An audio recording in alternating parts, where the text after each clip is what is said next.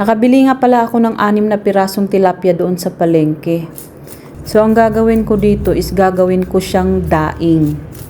Daing na tilapia ang gagawin natin dito dahil nagsawa na tayo sa mga paksiw, nagsawa na tayo sa mga prito. So, gagawin din natin siya ng daing. Actually, prito pa rin naman. So, kakaiba naman yung daing na gagawin natin kasi kadalasan nakikita natin is ang daing is bangus, diba? So, ito naman ang gagawin nating daing, yung tilapia. So, biakin lang natin siya dito sa may dito banda, wag doon sa may tiyan, dapat dito siya.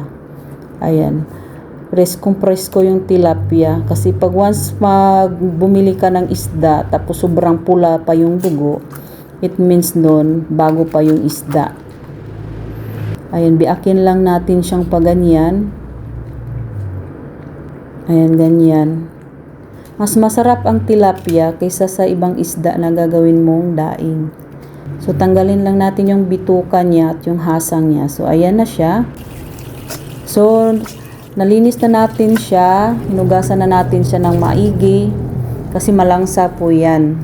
So, para matanggal din yung langsa niya, so, himas-himasi natin siya sa asin. Iisang himas-himasi natin siya sa asin para matanggal talaga yung langsa niya. Ayan. So, may isang tilapia na may green talaga siya doon sa sa tiyan niya. So, ayan, hinimas natin ng hinimas hanggang siya ng mga asin. So, pagkatapos naman yan, huhugasan natin ulit.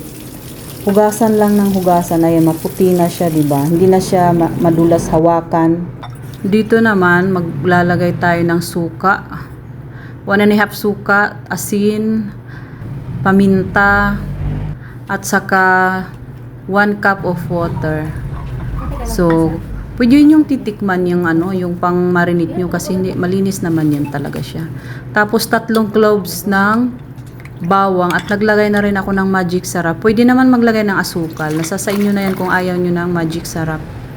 So, marinate mo lang natin siya dyan para maisa-isa natin siyang maibabad para lahat ay mahaluan ng ating marinated na suka. Tapos, dito naman sa ating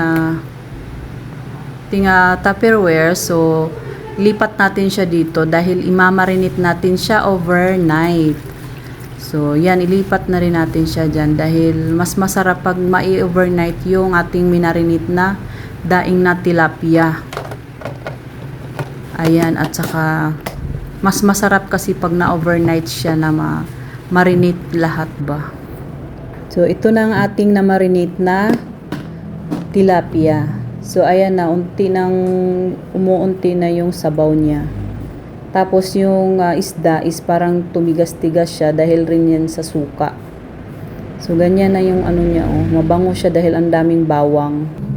So, nagpainit na ako ng mantika, use oil ang gamit ko dahil marami kami use oil na pinututuhan ng manok. So, ang bango niya dahil nababad talaga siya sa maraming bawang.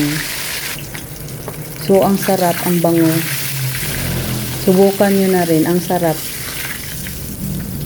So, ayan na. Naluto na ang ating daing na tilapia. Kainan na! Salamat sa pagsubaybay at thank you for watching everyone!